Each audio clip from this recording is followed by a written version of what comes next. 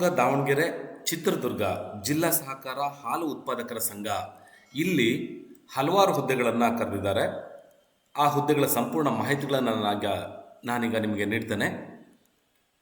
ಪ್ರತಿನಿತ್ಯದ ಉದ್ಯೋಗದ ಸುದ್ದಿ ಹಾಗೂ ಮೊಬೈಲ್ ಮೂಲಕವೇ ಉಚಿತವಾಗಿ ಅರ್ಜಿ ಹಾಕಲು ಈ ಚಾನಲ್ ಸಬ್ಸ್ಕ್ರೈಬ್ ಮಾಡ್ಕೊಳ್ಬೋದು. ಜೊತೆಯಲ್ಲಿ ನೋಟಿಫಿಕೇಷನ್ ಆಲ್ ಮಾಡಿಕೊಂಡ್ರೆ ನಿಮ್ಮ ಮೊಬೈಲ್ನಲ್ಲಿ ಅಲರ್ಟ್ ಆಗುತ್ತೆ, ಉದ್ಯೋಗದ ಸುದ್ದಿ ಬರುತ್ತೆ. ಈ ಕಾರಣಕ್ಕಾಗಿ ನೀವು ಚಾನಲ್ ಸಬ್ಸ್ಕ್ರೈಬ್ ಮಾಡ್ಕೊಳ್ಬೋದು. ನಾನೀಗ ಕೊಡ್ತಿರೋ ಮಾಹಿತಿಗಳು ಇಷ್ಟ ಆದರೆ ಲೈಕ್ ಮಾಡ್ಬೋದು. ಈ ಉದ್ಯೋಗಕ್ಕೆ ಸಂಬಂಧಪಟ್ಟಂತಹ ಯಾವುದೇ ಪ್ರಶ್ನೆಗಳಿದ್ರೂ ಕಮೆಂಟ್ ಬಾಕ್ಸ್ನಲ್ಲಿ ಹಾಕೋದ್ರ ಮೂಲಕ ಪ್ರಶ್ನೆಗಳನ್ನು ಕೇಳಿ ಉತ್ತರಗಳನ್ನು ಪಡ್ಕೊಳ್ಬೋದು. ಜೊತೆಯಲ್ಲಿ ಈ ಉದ್ಯೋಗದ ಸುದ್ದಿಗಳನ್ನು ಕೆಲಸಕ್ಕಾಗಿ ಅಲೆದಾಡ್ತಿರುವಂತಹ ನಿಮ್ಮ ಸ್ನೇಹಿತರಿಗೆ, ಸಂಬಂಧಿಕರಿಗೆ, ಹಿತೈಷಿಗಳಿಗೆ ಶೇರ್ ಮಾಡೋದ್ರ ಮೂಲಕ ಈ ಉದ್ಯೋಗದ ಜಾಗೃತಿಯನ್ನು ಮೂಡಿಸಿ ಅಂತ ಹೇಳ್ತಾ, ನೇಮಕಾತಿ ಇಲಾಖೆ ಬಂದು ಶಿವಮೊಗ್ಗ, ದಾವಣಗೆರೆ, ಚಿತ್ರದುರ್ಗ ಜಿಲ್ಲಾ ಸಹಕಾರ ಹಾಲು ಉತ್ಪಾದಕರ ಸಂಘ ಇಲ್ಲಿ ಹಲವಾರು ಥರದ ಹುದ್ದೆಗಳನ್ನು ಕರೆದಿದ್ದಾರೆ. ಹುದ್ದೆಗಳ ಹೆಸರುಗಳು ಬಂದು ಈ ರೀತಿಯಾಗಿದೆ. ಒಂದು ಸಹಾಯಕ ವ್ಯವಸ್ಥಾಪಕ ಹುದ್ದೆಗಳು ಅಂತ ಕರೆದಿದ್ದಾರೆ, ಇದಕ್ಕೆ ಎನಿ ಡಿಗ್ರಿ ಹೇಳಿದ್ದಾರೆ. ಮತ್ತೊಂದು ಸಹಾಯಕ ವ್ಯವಸ್ಥಾಪಕ ಹುದ್ದೆ ಇದೆ, ಆಡಳಿತ, ಅದು ಕೂಡ ಎನಿ ಡಿಗ್ರಿ ಅಂತ ಕೇಳಿದ್ದಾರೆ, MBA ಓದಿರಬೇಕು ಅಂತ ಹೇಳ್ತಾರೆ.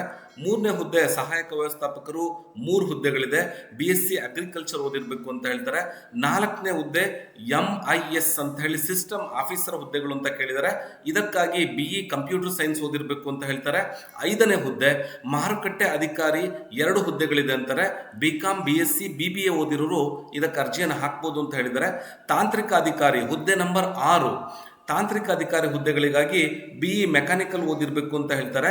ತಾಂತ್ರಿಕ ಅಧಿಕಾರಿ ಅಭಿಯಂತರ ಎಲೆಕ್ಟ್ರಾನಿಕ್ಸ್ ಅಂತ ಹೇಳಿದ್ದಾರೆ, ಇದಕ್ಕೂ ಕೂಡ BE electrical and electronics engineering ಓದಿರಬೇಕು ಅಂತ ಹೇಳ್ತಾರೆ. ಹುದ್ದೆ ಸಂಖ್ಯೆ 7 ತಾಂತ್ರಿಕ ಅಧಿಕಾರಿ ಗುಣ ನಿಯಂತ್ರಣ ಅಂತ ಹೇಳಿದ್ದಾರೆ, 2 ಹುದ್ದೆಗಳಿದೆ, ಇದಕ್ಕಾಗಿ MSc ಕೆಮಿಸ್ಟ್ರಿ ಓದಿರಬೇಕು ಅಂತ ಹೇಳ್ತಾರೆ. 7ನೇ ಹುದ್ದೆ ತಾಂತ್ರಿಕ ಅಧಿಕಾರಿ QC ಅಂತ ಹೇಳ್ತಾರೆ, ಮೈಕ್ರೋಬಯಾಲಜಿ, ಇದಕ್ಕಾಗಿ MSc ಮೈಕ್ರೋಬಯಾಲಜಿ ಓದಿರಬೇಕು ಅಂತ ಹೇಳ್ತಾರೆ. ಜೊತೆಯಲ್ಲಿ ಕಂಪ್ಯೂಟರ್ ಜ್ಞಾನ ಇರಬೇಕು ಅಂತ ಹೇಳ್ತಾರೆ. ತಾಂತ್ರಿಕ ಅಧಿಕಾರಿ ಹುದ್ದೆ ನಂಬರ್ 8, ಇದಕ್ಕಾಗಿ BTech ಡೈರಿ ಟೆಕ್ನಾಲಜಿ ಓದಿರಬೇಕು ಅಂತ ಹೇಳ್ತಾರೆ. 9ನೇ ಹುದ್ದೆ ಕೆಮಿಸ್ಟ್ ಹುದ್ದೆಗಳು, ಇದಕ್ಕಾಗಿ ಕೆಮಿಸ್ಟ್ ಗ್ರೇಡಿನ ಹುದ್ದೆಯನ್ನು ನೀವು ಓದಿರಬೇಕು, BSc ಡಿಗ್ರಿನಲ್ಲಿ ಕೆಮಿಸ್ಟ್ರಿ ವಿಷಯವನ್ನು ಅಧ್ಯಯನ ಮಾಡಿರಬೇಕು, ಕಂಪ್ಯೂಟರ್ ನಿರ್ವಹಣೆ ಜ್ಞಾನವನ್ನು ಹೊಂದಿರಬೇಕು ಅಂತ ಹೇಳ್ತಾರೆ. ಮತ್ತೊಂದು ಕೆಮಿಸ್ಟ್ ಗ್ರೇಡ್ ಹುದ್ದೆಗಳಿದೆ, ಇದಕ್ಕಾಗಿ BSc ಡಿಗ್ರಿನಲ್ಲಿ ಮೈಕ್ರೋಬಯಾಲಜಿ ಓದಿರಬೇಕು ಅಂತ ಹೇಳ್ತಾರೆ.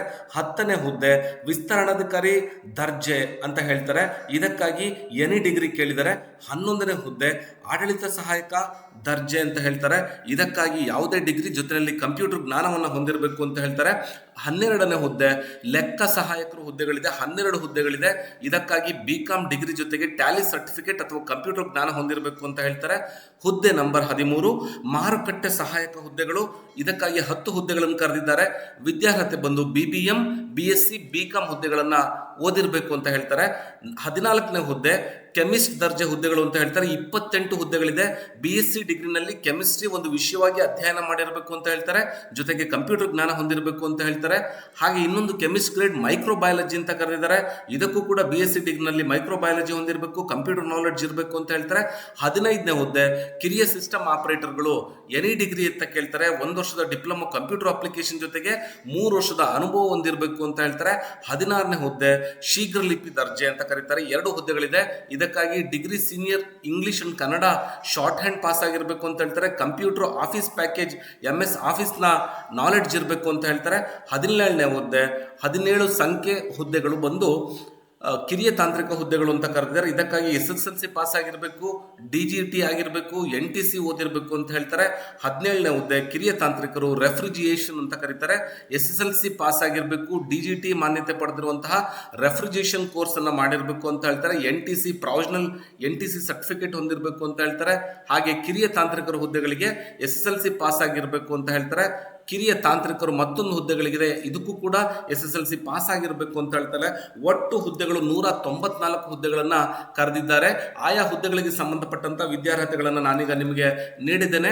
ಇದು ಮುಂದೆ ಕೂಡ ನಿಮಗೆ ಅಪ್ಲಿಕೇಶನ್ ಹಾಕುವಂತ ಸಂದರ್ಭದಲ್ಲಿ ತೋರಿಸ್ಕೊಡ್ತೀನಿ. PDF ಓಪನ್ ಮಾಡಿ ಯಾವ್ಯಾವ ಹುದ್ದೆಗೆ ಏನೇನು ಓದಿರಬೇಕು ಅಂತ ಸಂಪೂರ್ಣ ಮಾಹಿತಿಗಳು ಬರುತ್ತೆ. ಇದಕ್ಕಾಗಿ ವಯಸ್ಸಿನ ಮಿತಿ ಬಂದು ಕನಿಷ್ಠ ಪಕ್ಷ 18 ವರ್ಷ ತುಂಬಿರಬೇಕು, 40 ವರ್ಷದ ಒಳಗಡೆ ಇರಬೇಕು ಅಂತ ಹೇಳ್ತಾರೆ. ಅರ್ಜಿ ಸಲ್ಲಿಸುವ ವಿಧಾನ ಬಂದು ವೆಬ್ಸೈಟ್ ಪ್ರವೇಶ ಮಾಡಬೇಕು, ಆನ್ಲೈನ್ ಮೂಲಕ ಅರ್ಜಿಯನ್ನು ಸಲ್ಲಿಸಬೇಕು ಅಂತ ಹೇಳ್ತಾರೆ. ನೇಮಕಾತಿ ವಿಧಾನ ಬಂದು ಸ್ಪರ್ಧಾತ್ಮಕ ಪರೀಕ್ಷೆ ಹಾಗೂ ಸಂದರ್ಶನ ನಡೆಸಿ ನೇಮಕಾತಿ ಮಾಡಿಕೊಳ್ಳಲಾಗುವುದು ಅಂತ ಹೇಳ್ತಾರೆ.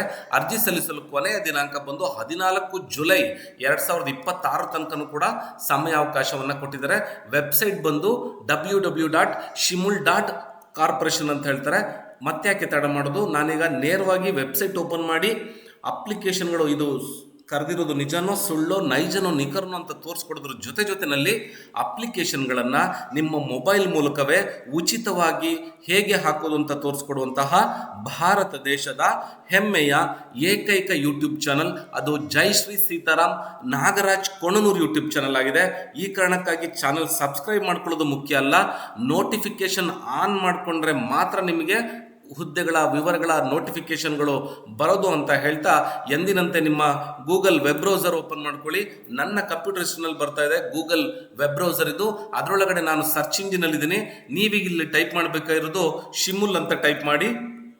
ನೋಡಿ, ಶಿಮುಲ್ 2026 ರಿಕ್ರೂಟ್ಮೆಂಟ್ ಅಂತ ಇದೆ. ಇದ್ರ ಮೇಲೆ ಕ್ಲಿಕ್ ಮಾಡಿಕೊಂಡ್ರೆ ನೇರವಾಗಿ ನೋಡ್ತಾ ಇದ್ರೆ ನೀವು ಇಲ್ಲಿ KMF ನೇಮಕಾತಿ ಅಂತ ಕೊಟ್ಟಿದ್ರೆ ಇದ್ರ ಮೇಲೆ ಕ್ಲಿಕ್ ಮಾಡಿದ್ರೆ ನೇರವಾಗಿ ನೀವು Shivamogga, Davanagere and Chitradurga cooperative milk producer society union limited ಅಂತ ಹೇಳಿ ವೆಬ್ಸೈಟ್ ಅಪಿಯರ್ ಆಗಿದೆ. ಈ ವೆಬ್ಸೈಟನ್ನು ನೋಡ್ಬೋದು. ನಿಮಗೆ ಬೇಕಾಗಿರೋ ಉದ್ಯೋಗದ ಸುದ್ದಿಗಳು ಸ್ಕ್ರಾಲ್ ಮಾಡಿಕೊಂಡ್ರೆ ಸ್ನೇಹಿತರ ನೀವು ಇಲ್ಲಿ ನೋಡ್ತಾ ಇದ್ದೀರಾ ರಿಕ್ರೂಟ್ಮೆಂಟ್ ನೋಟಿಫಿಕೇಶನ್ ಅಂತ ಇದೆ. ಈ ನೋಟಿಫಿಕೇಶನ್ ಮೇಲೆ ಲಿಂಕ್ ಮೇಲೆ ಕ್ಲಿಕ್ ಮಾಡಿಕೊಂಡ್ರೆ ನೇರವಾಗಿ ನೋಡಿ ಇಲ್ಲೊಂದು PDF ಮತ್ತೊಂದು ವೆಬ್ ಪೇಜ್ ಓಪನ್ ಆಗಿದೆ. ಈ ಸಬ್ ವೆಬ್ ಪೇಜಲ್ಲಿ ಶಿಮುಲ್ ಪರಿಷ್ಕೃತ ನೇಮಕಾತಿ ಪಟ್ಟಿ ಪ್ರಕಟಣೆ ಅಂತ ಕೊಟ್ಟಿದ್ದಾರೆ. ಇದ್ರ ಮೇಲೆ ಕ್ಲಿಕ್ ಮಾಡಿದ್ರೆ ಒಂದು PDF ಓಪನ್ ಆಗುತ್ತೆ. ಈ PDF ನ ಸಂಪೂರ್ಣವಾಗಿ ಅಧ್ಯಯನ ಮಾಡಬೇಕು. ಸುಮಾರು 30 ಪುಟದ PDF ಇದೆ. ಈ PDF ನಲ್ಲಿ ನಿಮಗೆ ಬೇಕಾಗಿರೋ ಅಷ್ಟು ಮಾಹಿತಿಗಳನ್ನು ಅವ್ರು ನೀಡಿದ್ದಾರೆ. ಈ ಮಾಹಿತಿಗಳಿಗೆ ಅನುಗುಣವಾಗಿ ನೀವೆಲ್ಲ ಮಾಹಿತಿಗಳನ್ನು ಪಡ್ಕೊಳ್ಬೋದು ಸ್ನೇಹಿತರೆ. ನೀವು ನೋಡ್ತಾ ಇದ್ದೀರಾ ಈಗ ಈ PDF ನಲ್ಲಿ ಕೊಟ್ಟಿದ್ದಾರೆ ಸಹಾಯಕ ವ್ಯವಸ್ಥಾಪಕರ ಹುದ್ದೆಗೆ ಸ್ಯಾಲರಿ ಎಷ್ಟು ಪೋಸ್ಟ್ಗಳಿದೆ, ಸಂಪೂರ್ಣವಾದಂಥ ವಿವರವನ್ನು ಕೊಟ್ಟಿದ್ದಾರೆ. ಒಟ್ಟು 17 ಥರದ ಹುದ್ದೆಗಳನ್ನು ನಾನು ನಿಮಗೆ ಎಲ್ಲ ವಿವರವಾಗಿ ಹೇಳಿಕೊಟ್ಟೆ. ಆ 17 ಥರದ ಹುದ್ದೆಗಳ ವಿವರಗಳನ್ನು ಸಂಪೂರ್ಣವಾಗಿ ಇಲ್ಲಿ ಕೊಟ್ಟಿದ್ದಾರೆ. ಅದಕ್ಕಾಗಿ ನಾನು ಹೇಳಿದೆ ಈ PDF ಅನ್ನು ಸಂಪೂರ್ಣವಾಗಿ ಅಧ್ಯಯನ ಮಾಡಿದ್ರೆ ಅಪ್ಲಿಕೇಶನ್ಗಳನ್ನು ಹೇಗೆ ಹಾಕಬೇಕು ಅನ್ನೋದು ಕೂಡ ಸಂಪೂರ್ಣ ಮಾಹಿತಿಗಳನ್ನು ಕೊಟ್ಟಿದ್ದಾರೆ.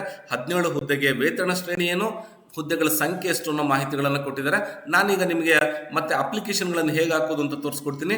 ನೇಮಕಾತಿ ಅರ್ಜಿಗ ಲಿಂಕ್ ಈಗ ಇಲ್ಲಿ ಕ್ಲಿಕ್ ಮಾಡಿ ಅಂತಾರೆ. ಈ ಲಿಂಕ್ ಮೇಲೆ ಕ್ಲಿಕ್ ಮಾಡಿದ್ರೆ ನೀವು ನೋಡ್ಬೋದು ಸ್ನೇಹಿತರೆ, ಇಲ್ಲಿ ಒಂದು ಅಪ್ಲಿಕೇಶನ್ ವಿಜಾರ್ಡ್ ಓಪನ್ ಆಗಿದೆ, ಒಂದು ನ್ಯೂ ಟ್ಯಾಬ್ ಓಪನ್ ಆಗಿದೆ, ಅಪ್ಲಿಕೇಶನ್ ನಂಬರ್ ಇದೆ, ಅದರ ಕೆಳಗಡೆ ಅಧಿಸೂಚನೆ ಇದೆ.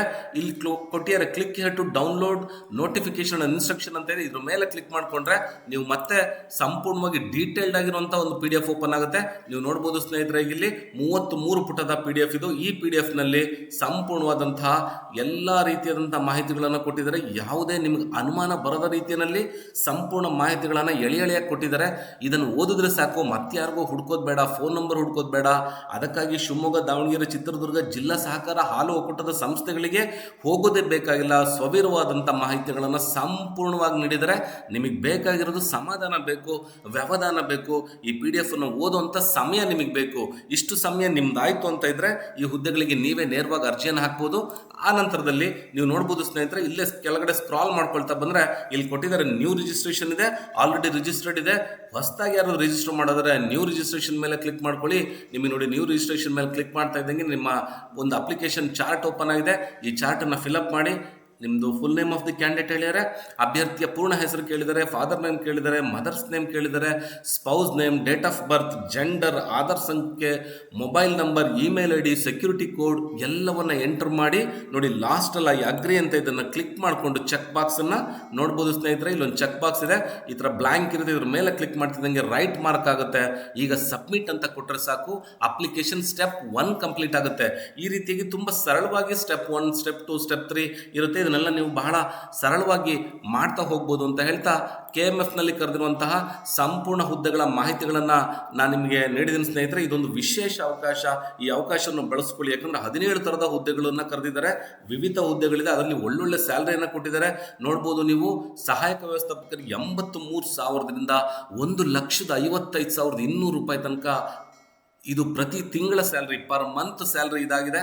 ಹಾಗಾಗಿ ಕನಿಷ್ಠ ನೀವೊಂದು ಕಿರಿಯ ತಾಂತ್ರಿಕ ಹುದ್ದೆ ITI SSLC ಡಿಪ್ಲೊಮಾ ಮಾಡ್ಕೊಂಡಿದ್ರೆ 34,100ರಿಂದ 67,600 ರೂಪಾಯಿ ತನಕ ಕೂಡ ನೀವು ಹುದ್ದೆಗಳನ್ನು ತಗೊಳ್ಬೋದು.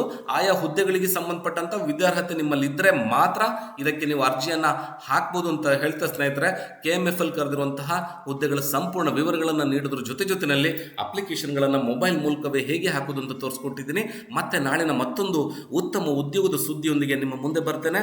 ಸರ್ವೇ ಜನ ಸುಖಿನೋ ಭವಂತು, ಸಮಸ್ತ ಸನ್ಮಂಗ್ಲಾನಿ ಭವಂತು. ಇಷ್ಟೊತ್ತು ವಿಡಿಯೋ ನೋಡಿದ್ದಕ್ಕಾಗಿ ಧನ್ಯವಾದಗಳು. ಜೈ ಶ್ರೀ ಸೀತಾರಾಮ್.